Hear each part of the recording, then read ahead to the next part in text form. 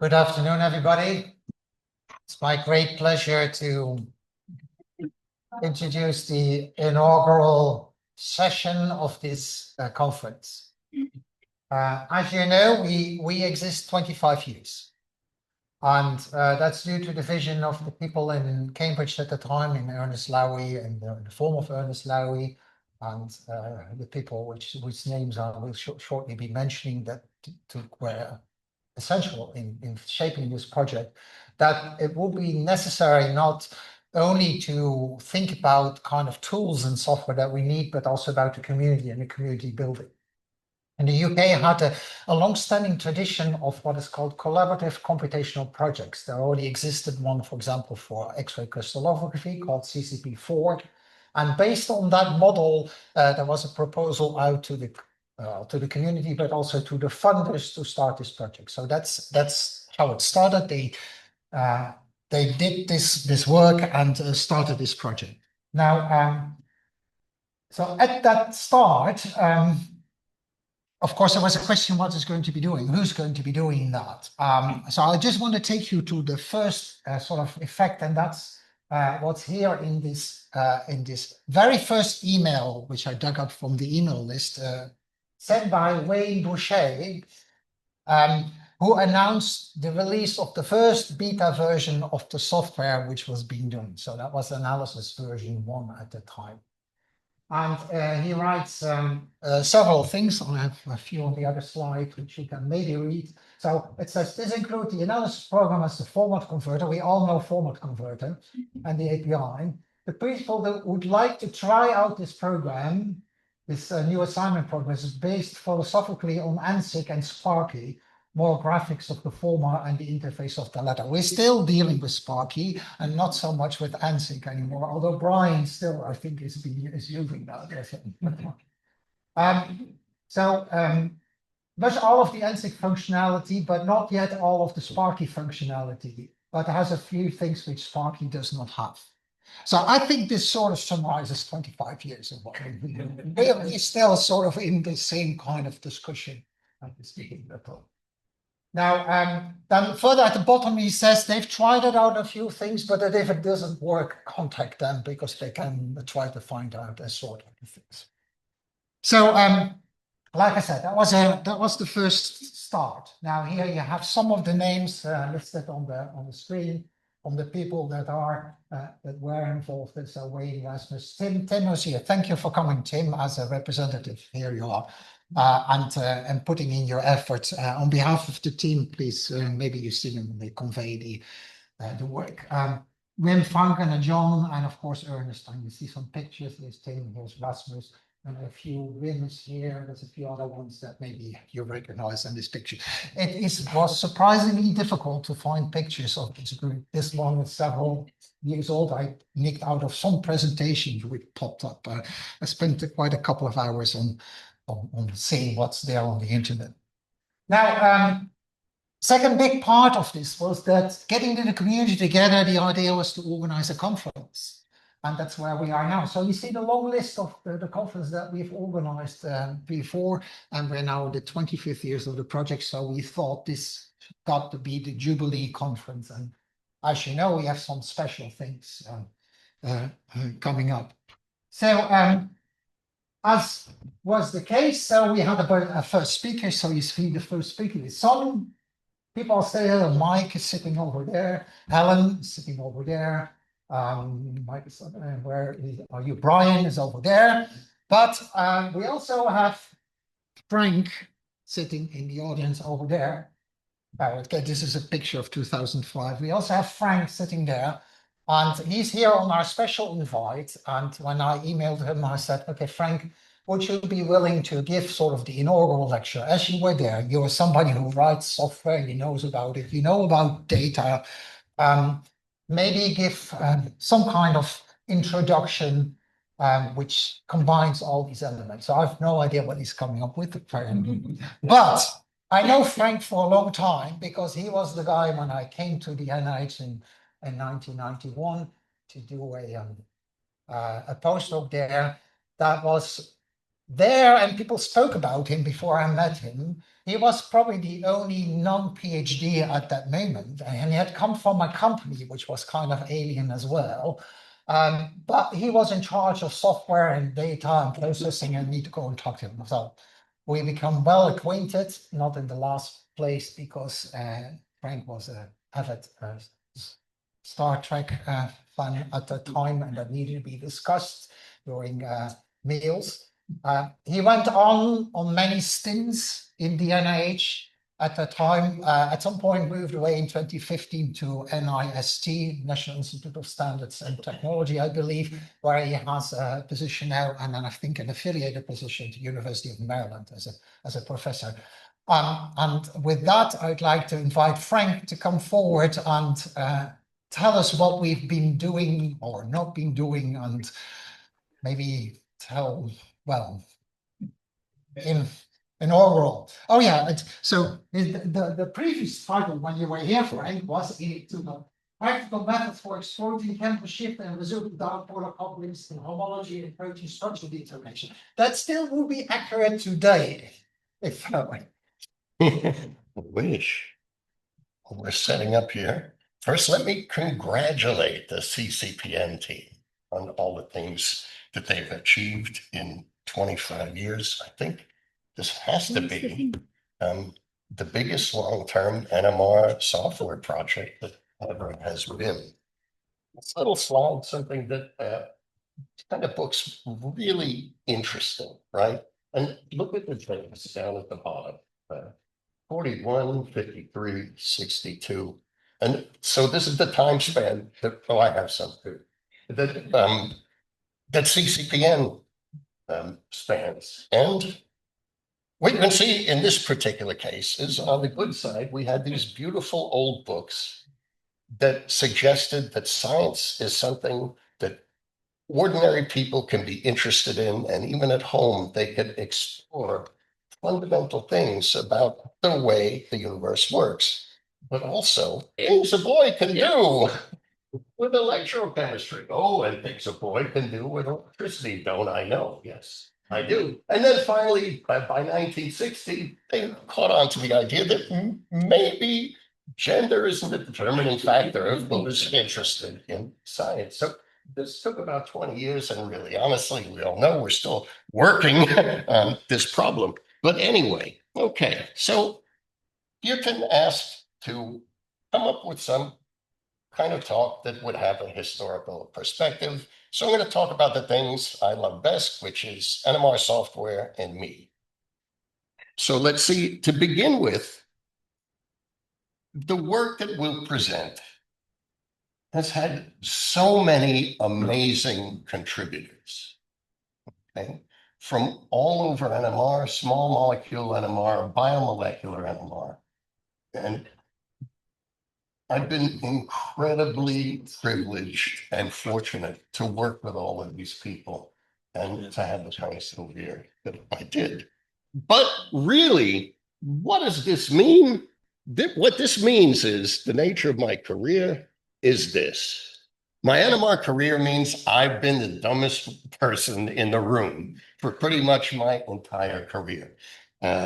And including, of course, at the time that I got to spend in the lab of AdBax with Geerten and all the other folks. And it is, so this is a group of people that we assembled for a celebration of Ad's birthday. And this is such an unbelievable collection of scientists that, for the most part, all of these folks were launched or touched by AdBax and his work. So as Geerten has mentioned, I have an unconventional career path, all right? And my career started out as an undergraduate in chemistry, but with a few other friends, I abandoned my studies as an undergraduate and helped to start an NMR software company. And in this time, which is about 1985, NMR was such an incredible field. Every week, there was a new experiment to tell you something about molecular structure that you couldn't find out in any other way. So it was a fascinating and exciting field. And so I changed my plans and became a commercial NMR software developer. And over the course of time, the work that I did at this company that we'll touch upon a little bit was enough to get me invited to come to work at Advax's group, which, as Geerten pointed out, I did not have a PhD when I joined. But honestly, at that time, I also did not even have a bachelor's degree, right? So I didn't get my bachelor's degree till I was 40 years old, and I got it in the same year as I got my PhD. And my PhD I got at Osaka University Graduate School of Pharmaceutical Sciences, because in the software company, my two responsibilities were to make two-dimensional NMR software and to introduce it in Japan. And so there I made several relationships that led to being able to get a PhD there. Now, after all this, I joined Agilent NMR as a software developer. And in parallel with my NIH career, I worked as a pharma consultant. And I'll mention a little bit more about that. And then Agilent NMR abruptly and rudely closed. So I left there and started working at NIST, and I'll tell you about the work that we did there. So all of this, not a conventional academic career. So the third title that the talk presentation can have is, hey, my career in NMR, magnets make you fail upwards. And that's pretty much how I think about my career. But there's some interesting points that I'd like to relate for the folks who are interested in structural biology, because in my career, I've had, through my commercial work as a consultant and also making commercial NMR software, I've had a chance to work directly with many pharmaceutical companies. In particular, in Japan, I worked directly with every pharmaceutical company that did structural biology by NMR, as well as every academic group that did structural biology by NMR. I've worked with several analytical instrument manufacturers, several software companies, and of course, the different academic organizations like the fabulous CCPN.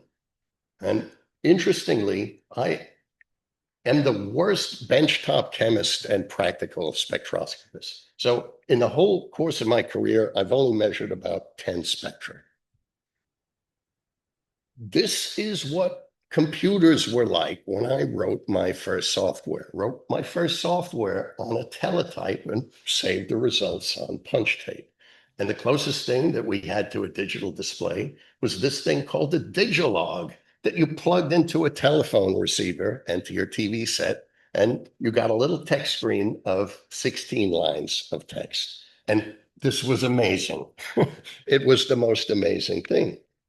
So I told you I joined this NMR software company that was started by an NMR professor at Syracuse, whose laboratory was really a sweatshop for the software company he was about to start. And the NMR software system developed there is this thing, NMR2. And as mentioned, I introduced it in Japan. Now, this company did well, but it got sold, and I didn't get along well with the folks who bought it. So I left. Advax invited me to come join the NIH, which is a terrifying thing for me because, of course, he was and still is a giant in the field of NMR, but I had no degrees. I had nothing except a little bit of software development. Now, by interesting coincidence, I was working at Astra Pharmaceutical Company in Sweden at the time that Richard Ernst got his Nobel Prize. And my colleague Hans Braun, who worked at Astra at the time, invited Richard Ernst to give a talk there at Astra. And so here's Ernst signing the book. And when I met Professor Ernst, he said, Frank, it's great that you're joining the Advax group. this is really wonderful news. And I said, Professor Ernst, I'm shocked that you know who I am and what I'm doing. And he said, of course, I know everything. So that was great. Now, in the era before smartphones, very hard to come up with pictures and media. As Geerten mentioned, these were the oldest CCPN bits and pieces that I could find. And just in the span of 1 year, they had more than 2 conferences, which was pretty cool, and it was an honor to participate.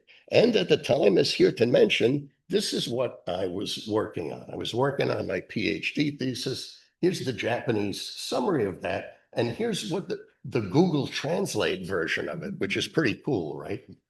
Keeps the paper texture and everything. So this was work in using residual dipolar couplings and chemical shifts as a homology method to determine protein structures. And it worked very well. And it was also a great way to enhance the determination of ordinary conventional NMR structures because it's easier to assign couplings than it is to assign NOEs. And couplings are quantitative, whereas it's very challenging to make NOEs quantitative. So fantastic structural biology method. How many folks in the audience measure dipolar couplings on a regular basis? So actually, a lot of you. But unfortunately, this generally didn't catch on, which is too bad. So left it behind and joined Agilent NMR. And so this was another circumstance where I had an opportunity to be the dumbest guy in the room and work with some really fantastic people. So I worked in the marketing department, and at Agilent, the marketing folks are the ones who design software. So I got to lead software development efforts of this group, which is pretty remarkable. And I joined at the time when Agilent had just purchased Varian, and they took the company through a series of exercises because Varian had never analyzed the instruments they build to figure out what the cost of goods is. And so Agilent spent a whole year doing that analysis, and there was no work on hardware. So I said, all right, I know what to do. So first of all, Agilent's instrument software, VNMRJ, does all sorts of wonderful things, but its own users had noticed that it looks like it was colorized by Bozo the Clown. And there are ways to actually analytically analyze the software and determine things about it. So like, for instance, if you examine the interface, you find that almost none of the interface is devoted to displaying spectral information or information about the instrument. So you could fix a lot of that, and we did. So this was one redesign, another redesign. We introduced the first mobile software, which was a tablet that would show the instrument status, but also you could bring the tablet underneath the instrument and look at a tuning graph so you could tune the probe instead of trying to bend over and look at the TV monitor 20 feet away. Now,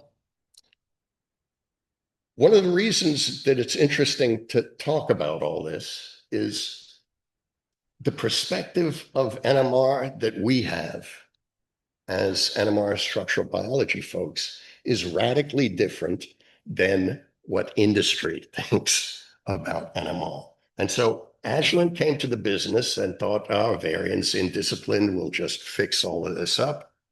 And after a year or two, they decided that there was no way to do biomolecular NMR with the profit margins that they expected from scientific instrumentation. So they said, all right, we're not going to do much biomolecular NMR. And then they learned the lesson that if you don't do biomolecular NMR, no one wants to buy the NMR instruments. So that rude awakening made them decide in basically a week's time to destroy the NMR division because they could make more money in tax savings by writing down the business than they could by running it. So that's a harsh reality of business and NMR. Luckily, there was interesting work to do at the National Institute of Standards and Technology, at the place where we're working now. This is called the Institute for Bioscience and Biotechnology Research, IBBR. And it's a nice little institute, small, just about 200 folks. It's in a suburb of Washington, D.C., and it's unique because it's run jointly by NIST, which is a federal institute, a part of the Department of Commerce, and the University of Maryland. And we're part of a circle of groups that develop measurement methods to support biomanufacturing. And that's what NIST is all about. They're the National Metrology Lab. They develop measurement methods and standards. And we have a group of people at NIST and University of Maryland there at the Institute that are developing different measurement methods to support biomanufacturing, which for us right now has primarily meant monoclonal antibodies. We saw a nice example of before, and live cells that produce monoclonal antibodies, live cells that are used as therapeutics. So this part is familiar to everyone. We're using NMR for these two kinds of purposes, which is structural biology, everybody knows about that, and also biotherapeutics, production of therapeutics with live cells. Now, in the case of monoclonal antibodies, this is done in large bioreactors, 2,000 liters sometimes and more, with mammalian cells in there being cultured and grown up to make monoclonal antibodies. Or sometimes it's done on a small scale, as with personalized medicine and CAR-T anti-cancer therapy. But in all of the cases, there are complicated things going on in the bioreactor with mammalian cells and culture media that has between 50 and 100 different components. And naturally, whenever live cells are involved, the results are going to vary. So the quality control of these kinds of therapies is quite complicated, and it has many measurement needs, many of which can be addressed by NMR. And that's what we'll talk about. Now, just as a little refresher that I think really everybody in the audience is completely familiar with, in conventional small molecule drug discovery, we try to find a small molecule that fits into some protein target that causes a disease state. And so, for example, this well-known enzyme, cyclooxygenase, is the target of many different possible small molecules, including aspirin and indomethacin. So the fact that we can find many different small molecules that hits the same target has a corollary in it that's important, which is when we find a small molecule that can hit a protein target, it's almost a certainty that there's some other protein that that small molecule will interact with, okay? And this is a common reason that drugs fail. And the failure rate is still around 90% in spite of all of the structural biology information that we can bring to bear on this. So a large portion of small molecule drug discovery is still trial and error testing of many compounds that are made by and modified by medicinal chemists. By contrast, now we have monoclonal antibody therapies, and these account now for half of the top selling drugs. So they are super critical therapies, life-changing, life-saving therapies, and pharma companies love them because they are a drug development platform. The bulk of an antibody structure is the same, regardless of what the antigen binding region is. So the tools that they use to develop and test and deliver them are very similar from one kind of antibody therapy to the next. So this is a kind of reusable platform. And since an individual makes 10 billion different antibodies, it's pretty much a guarantee that through the ordinary methods of biotechnology, that they can find a particular antibody that hits with high specificity for pretty much any kind of target that they want to pose. And over the course of time now, there are about 125 different monoclonal antibodies that are on the market right now. Recognizing this, NIST, that loves to make standards and technology, made a standard monoclonal antibody reference material. It's called the NIST MAB.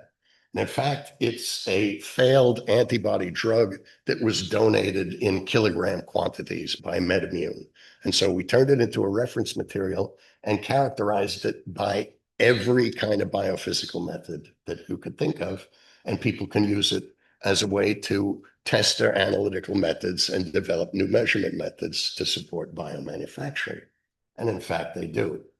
Now, for these protein therapies to be safe and effective, everybody knows that they have to be folded into their appropriate shape, but also a healthy protein in a healthy organism doesn't aggregate.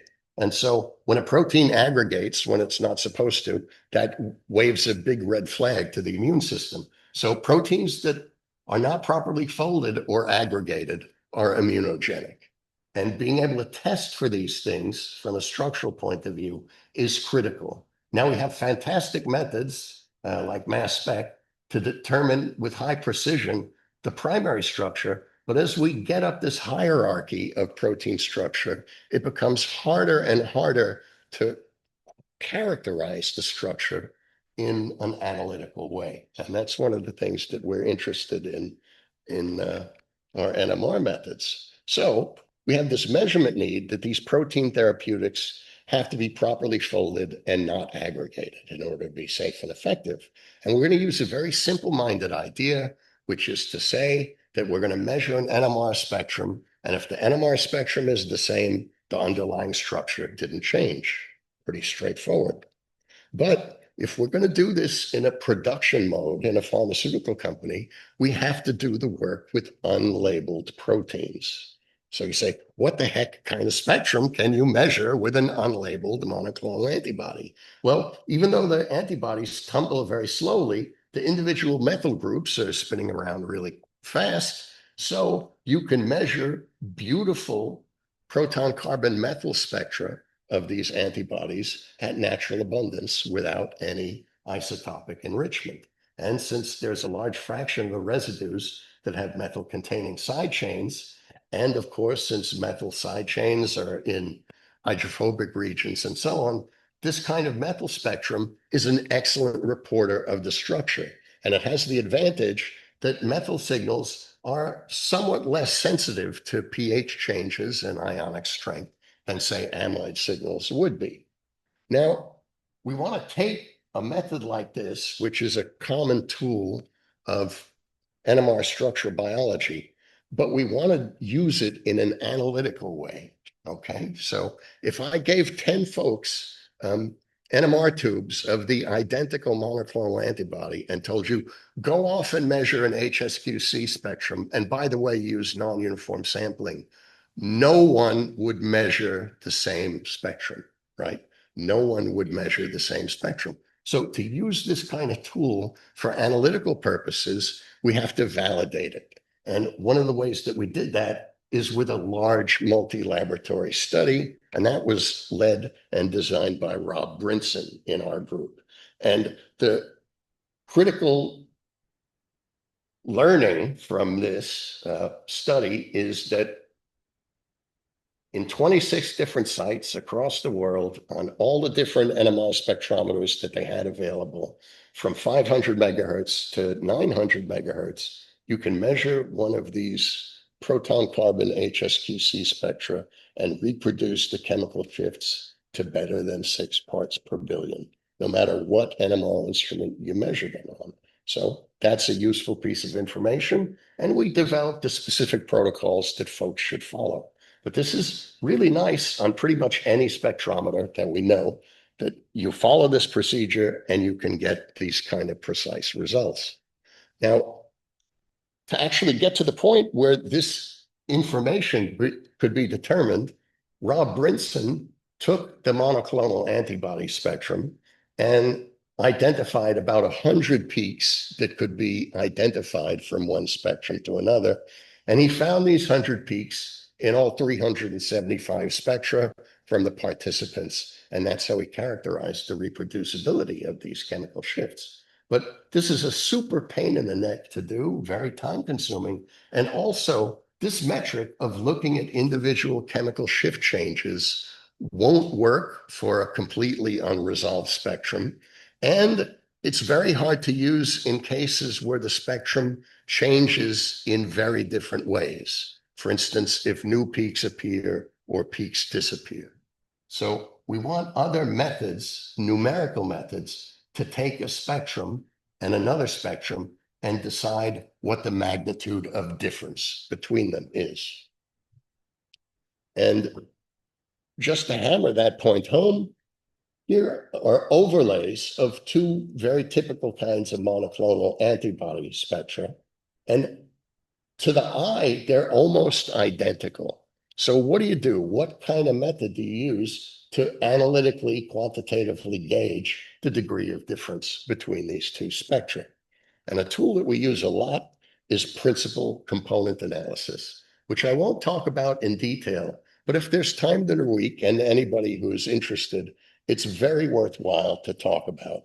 And I think you could find our YouTube talks about this too.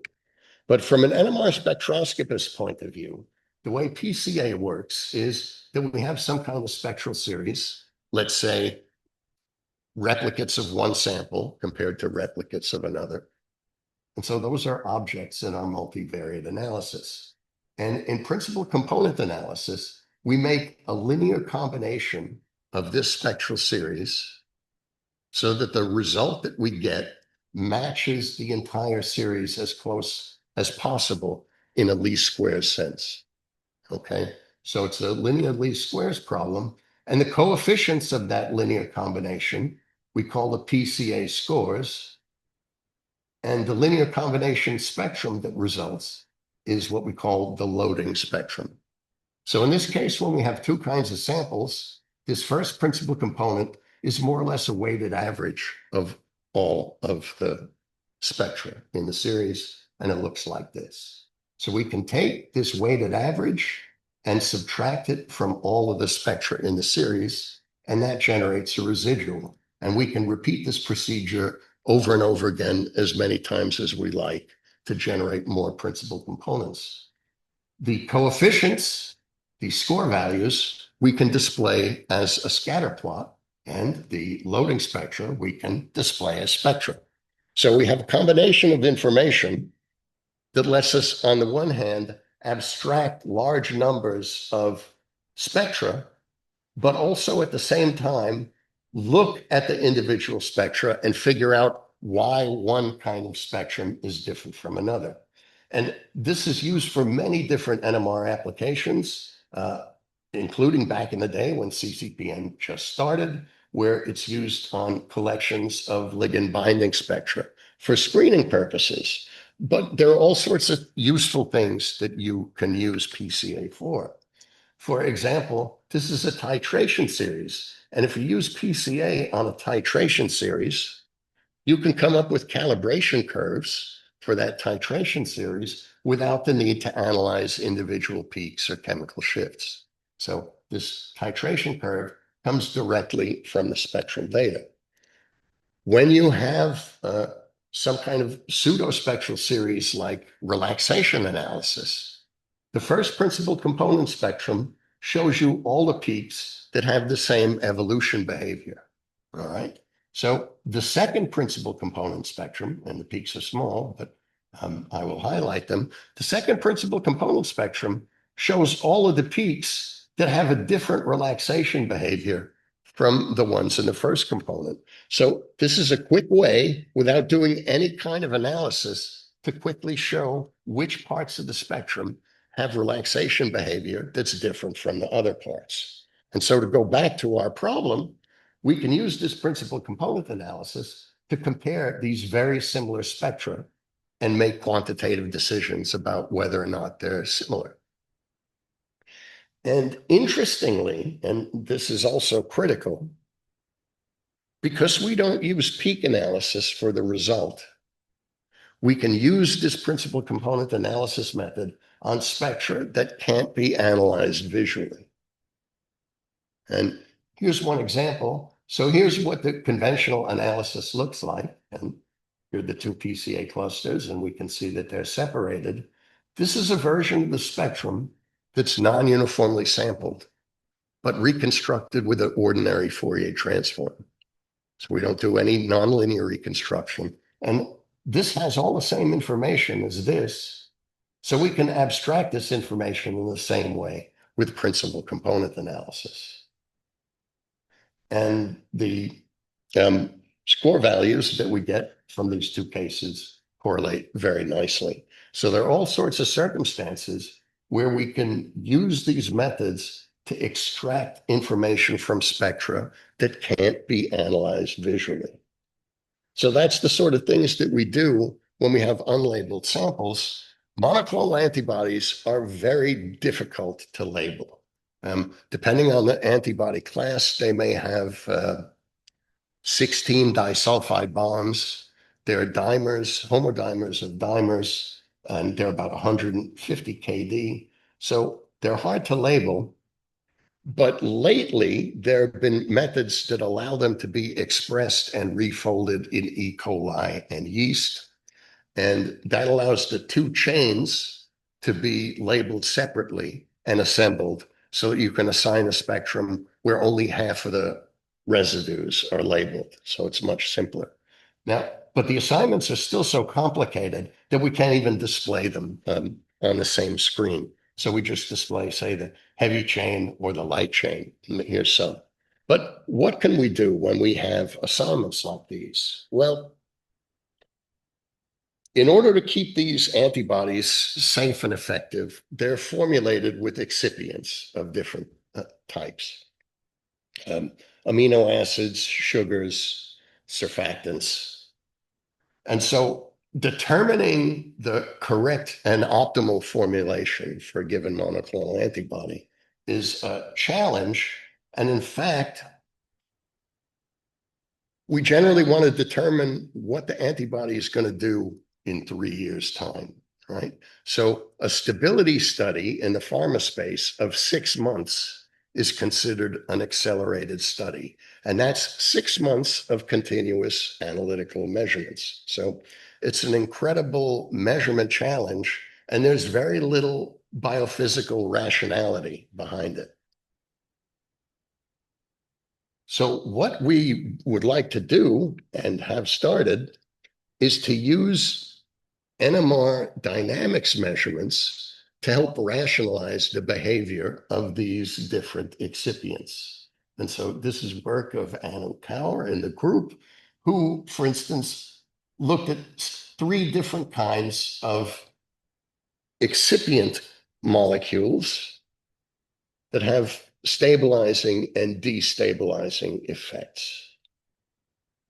Oh, I left out a slide. There we go. So in this particular case, we see examples of antibodies that are oxidized in 2 different ways. So antibodies are susceptible to methionine oxidation. And if we do things like bind the antibody to a protein like protein A that might protect some of these methionine residues, we can oxidize the antibody in different ways and use ordinary biophysical techniques to characterize them. So, for example, we can use thermal unfolding methods to see how oxidation time changes the unfolding temperature to destabilize the molecule. We can use SPR to see how this oxidation affects activity.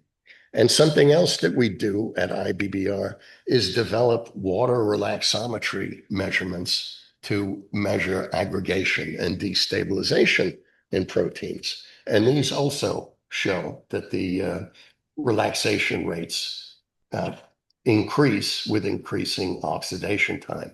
So we have all these different biophysical methods to monitor stability and activity.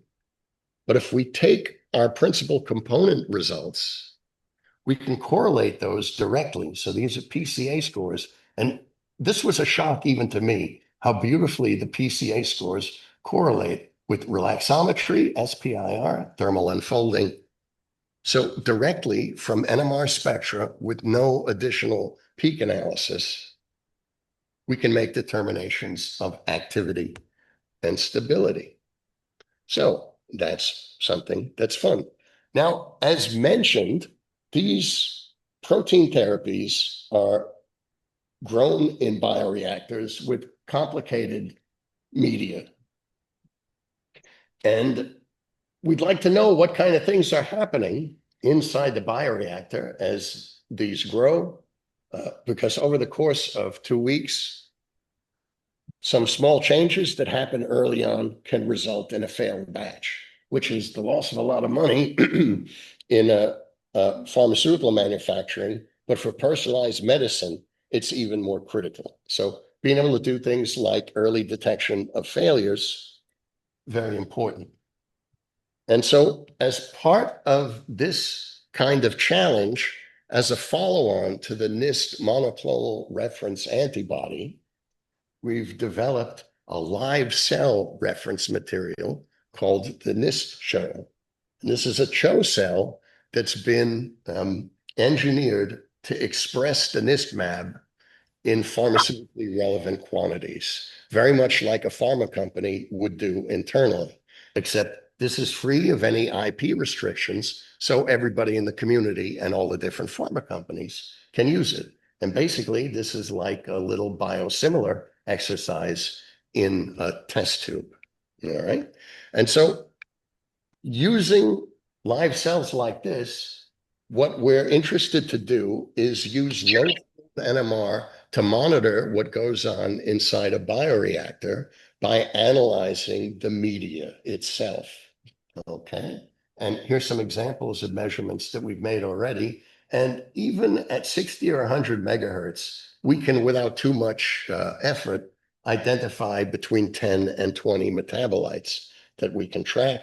And there are all sorts of interesting things that we expect that we can do with this. But perhaps one of the most interesting is to use these NMR measurements as feedback for a self-adjusting bioreaction, either to optimize production of a particular element or to maintain chemostasis of the bioreaction, all under control of NMR measurements. So something that we're working on. And so along those lines, analysis of metabolites have become of interest to us. And so we've been developing computational methods to help with this. And one of the first things that we worked on is a replacement. Where are we? Here we go. A replacement. Am I going in the wrong direction? Yes, I am. A replacement for the program CRAFT, which is an automated time domain analysis of complicated NMR spectra. And our method works by taking the time domain data and dividing it up in the machine learning method between a training set and a validation set. And we use this as a way to determine the optimal number of signals to model in any given region of the spectrum. And that works out very nicely. One way to judge this for complicated spectra is to take a biofluid spectrum like this one, which is urine, and spike in a handful of compounds that we know are there and check that the responses that we get are linear with respect to the amount of spike in stuff. And that works beautifully. So how are we doing on time? I think I got 5 minutes. And finally, one little topic that I'll talk about is work by Micah Smith in my group on a Python version of NMR pipe, which is called this. Right. So Micah said, Frank, it's hard on me. How are people going to know which is NMR pipe or NMR pipe? Don't worry. So extra credit for people who recognize what this is. It's NMR PYPE, but it's pronounced NMR Python. Who knows what this person is? Anyone? I know. Someone knows. Okay. So this is Kenneth Luxury Yacht, but his name is pronounced throat warbler mangrove. Anyway, okay. So this is something we talked about this morning, that A multidimensional NMR experiment is a bunch of 1D experiments where the signals inside the 1D experiments are modulated in a systematic way, because somewhere in the pulse sequence, we have an evolution time that's incremented in a regular way. And a consequence of this way of measuring an NMR spectrum is that a multidimensional signal is the product of one-dimensional functions in each of the dimensions. So, for example, a 3D interferogram is the product of three one-dimensional profiles. In this case, a frequency domain profile in one direction, a time domain profile, a time domain profile. Or if we transform two dimensions, it's the same idea, except we have a frequency domain profile, a frequency domain profile, and a time domain profile. And the information in these two cases is identical, okay? It's the same information. The Fourier transform doesn't add or subtract any information. And so, in fact, in these two cases, these profiles, these time domain profiles in the indirect dimension are the same profiles, okay? And this idea applies to other kinds of spectra, pseudospectra. So, for example, a relaxation series can be analyzed in terms of one-dimensional profiles. In this case, they are line shapes in the two dimensions and some kind of evolution in the indirect dimension. And furthermore, CEST experiments fit in this pattern too, okay? So whole classes of NMR spectra that we can analyze in terms of one-dimensional products. So this is the first new function implemented in NMR Python. It's the function deco. It's a general purpose linear decomposition function. And so in this method, if we have prior knowledge of where the peaks are in a subset of the dimensions, and we can build a spectral model. So you can imagine that, let's say we build a two-dimensional model for a spectrum like this, and we know that that two-dimensional signal is present in every plane, but at different amplitudes. So we can use linear least squares decomposition to determine what the intensity of this peak is in every plane in that indirect dimension. And that gives us a profile, okay? But if we can make a two-dimensional spectroscopic, a time domain, frequency domain model of the two-dimensional spectrum, we can make a corresponding interferogram model of that same signal and carry out the same decomposition. So in this case, we fully transform the two dimensions. In this case, we only transform the indirect dimension, and we can get the same exact information. Okay. Why is that handy? It's handy because it means we can extract quantitative information from the indirect dimensions of the data without completely reconstructing the spectrum. We can extract the information that we want directly from the interferogram. And here's one example, just some arbitrary protein from the PDB. So here's what the measured protein looks like. Here's what our model of the data looks like. And if we look at the interferogram of the measured data, it looks like this. The model of the measured data looks like this. And here are the residuals, okay? So when we have this model, it means we know what the individual peak terms are. So this is our basis set for linear decomposition. This is what the basis set looks like in the frequency domain. This is what the basis set looks like as an interferogram. And so we can decompose this data with the interferogram basis set as an alternative to analyzing the fully transformed data. So what kind of things can we do with that? Well, here's one example. Let's say we're going to have non-uniformly sampled experiments. So in this display of the data, the gray parts are the parts that we're going to skip in a non-uniformly sampled experiment. And here is the result of the linear decomposition in the frequency domain and in the space that we do that. We actually do the decomposition in this interferogram domain. And when we only have two increments at beginning and end, we have a pretty awful result, right? Because there's not enough increments to get information about all the signals. But as we add more and more increments to the non-uniform sampling measurement, we can extract the amplitudes of the peaks by decomposition better and better. Okay.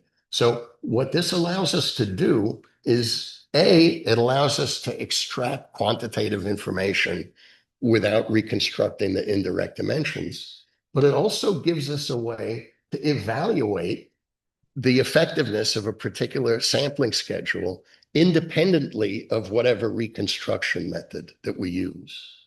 Okay? And that's a useful situation too. So that's one of the things that we can do with decomposition. And there are other things that we can do too, but now when we have a model like this that we want to apply to non-uniform sample data, we have a way to extract information without reconstructing the indirect dimensions. And for something like a 2D relaxation series, where we usually can't do non-uniform sampling down to much less than 50% on a 2D plane, we can go to much lower sampling densities and still get good information out by linear combination and this prior knowledge that we add about where the 2D peaks are. Okay, and we can apply that to 3 dimensions, 4 dimensions, all sorts of cases. And again, we do it by analyzing the interferogram independently of a complete reconstruction. So let's see, I think that is my overview. Thank you for being patient. I hope it was interesting. Thanks again for this really awesome invite, and congratulations again on 25 years of fantastic software development.